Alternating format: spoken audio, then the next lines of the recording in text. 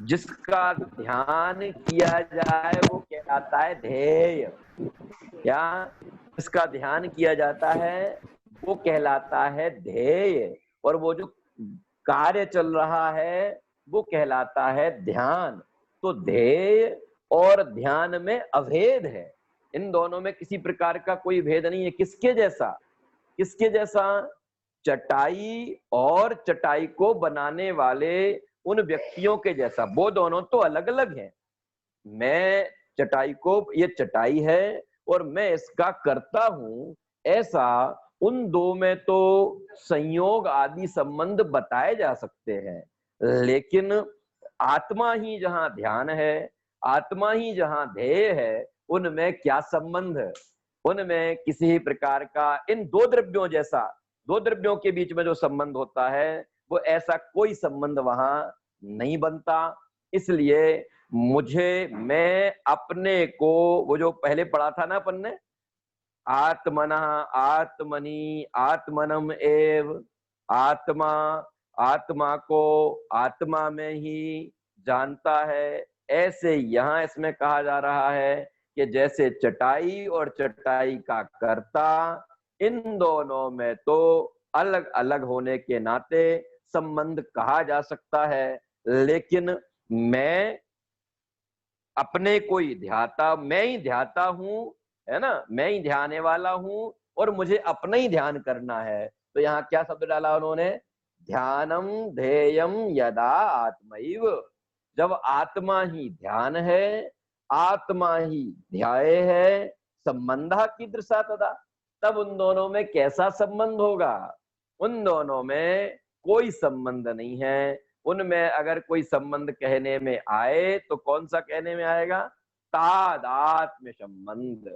वो एक में एक है, वो अलग अलग नहीं है कि हमने किसी चीज का ध्यान किया वो अलग हो गया और मैं ध्यान करने वाला अलग हो गया। माने यहाँ कहने का अर्थ ये बताया जा रहा है कि ध्येय और ध्यान ये दोनों अभेद हैं। क्या मीनाक्षी जी समझ में आ रहा? ध्येय और ध्यान दोनों अभेद हैं, एक में एक हैं, अलग अलग नहीं है। हमें किसी दूसरे का ध्यान नहीं करना है ना, इस जीव को किसी दूसरे का ध्यान नहीं करना है। मैं ही अपना, मैं ही ध्याता हूं, मैं ही ध्येय हूं, और मेरे द्वारा जो कार्य किया जा रहा है वही ध्यान है ना। छेड़ाला में है ना, जहां ध्यान ध्याता ध्येय कौन विकल्प, है ना, जहां ध्यान का, ध्याता का और ध्येय का कोई विकल्प नहीं है ना। यहाँ पर तो दो चीजें ली, ध्यानम ध्येयम। ध्यानम ध्येयम माने ध्यान की क्रिया, और ध्येयम माने जिसको ध्यान करना है वो आत्मा। क्या है, कैसे हैं दोनों? ध्यानम ध्येयम यदा आत्मैव। यदा माने जब, जब जब क्या कि आत्मा ही ध्यान हो और आत्मा ही ध्येय हो, तब कीदृशः तदा संबंधा, तब उनमें कौन सा संबंध होगा?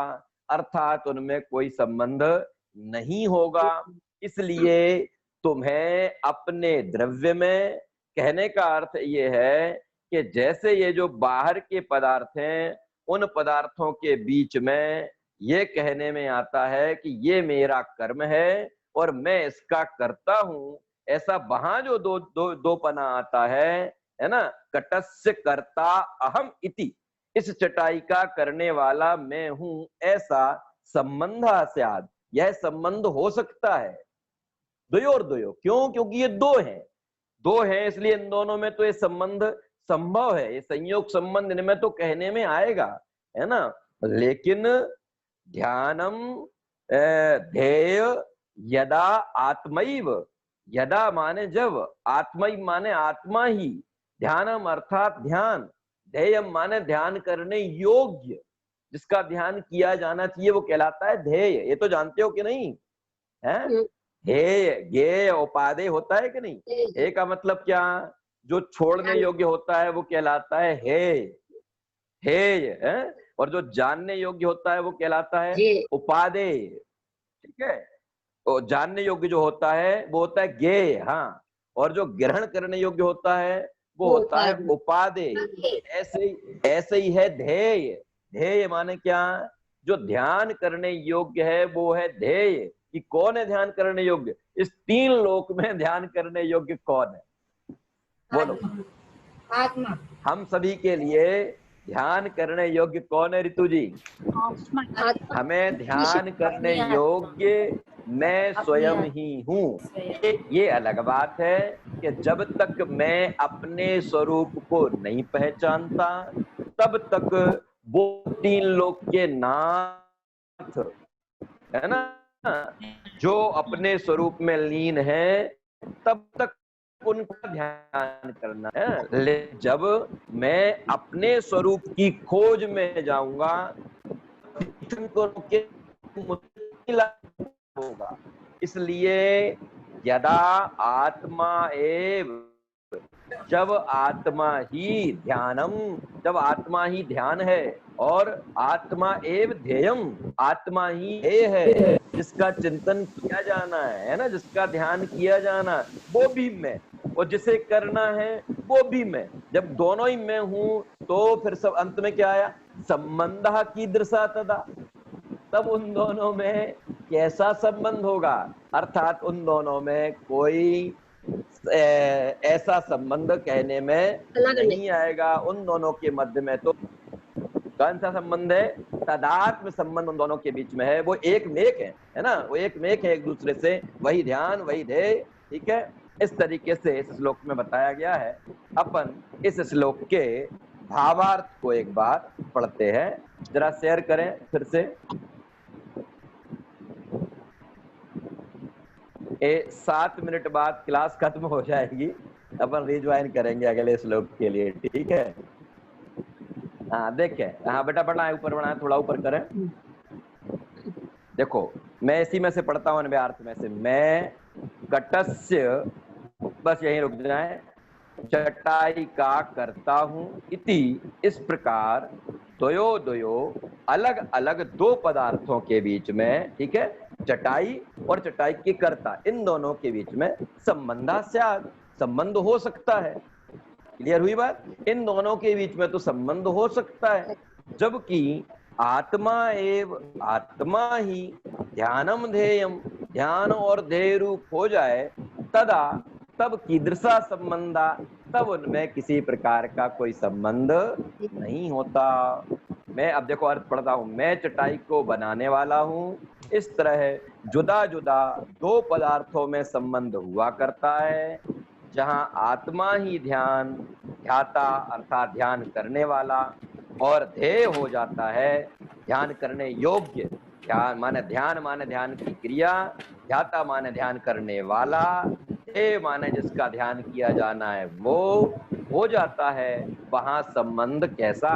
वहां सारे संबंध एक तरफ रह जाते हैं, बस केवल और केवल मैं का मतलब वो अहम वाला मैं नहीं है ना। मैं का मतलब क्या?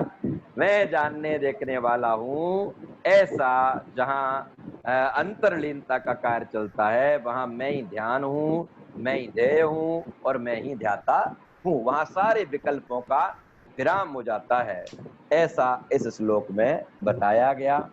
अब अगला श्लोक जो आने वाला है, उस श्लोक में ये बताने वाले हैं आचार्य देव कि हमें इस संसार में किस तरीके से बंधते हैं, हमारे इस संसार में बंधने का कारण क्या है ना, कैसे बंधते हैं और कैसे संसार से छूटा जा सकता है, इसका क्या उपाय है।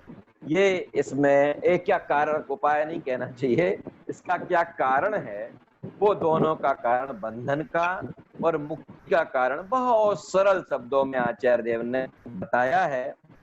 अपन श्लोक को पढ़ते हैं, है ना, फिर इसके बाद श्लोक के अर्थ के लिए अपन रिज्वाइन करेंगे, तब तक बोलेंगे सभी लोग।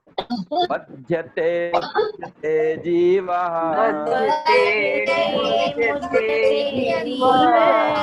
बध्यते मुच्यते जीवः,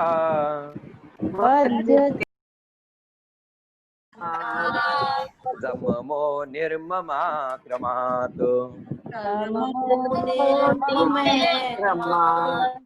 तस्मात् सर्व प्रयत्नेन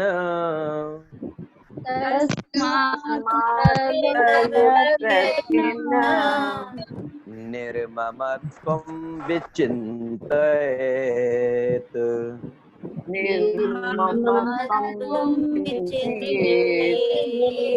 निर्ममत्वं विचिन्तयेत्।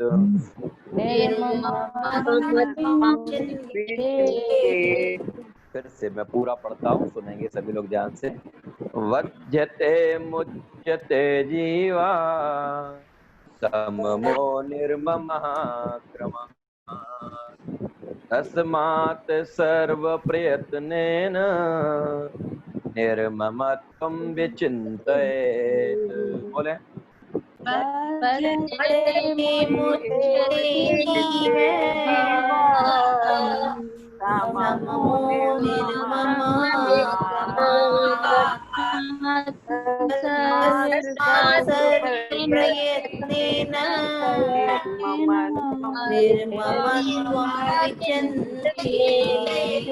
हाँ, ये एक साथ नहीं आ रहा है किसी का, सबका आगे पीछे जा रहा है। फिर से विद्यालय में जाने लायक क्या सब लोग। वध्यते मुच्यते जीवा। एक साथ मैं पूरा पढ़ रहा हूँ, लोग 1 मिनट रुके। मैं पूरा श्लोक पढ़ता हूँ, है ना, सुनना ध्यान से। वध्यते मुच्यते जीवः सममो निर्ममः क्रमः तस्मात् सर्व प्रयत्नेन निर्ममत्वं विचिन्तयेत्। अब बोले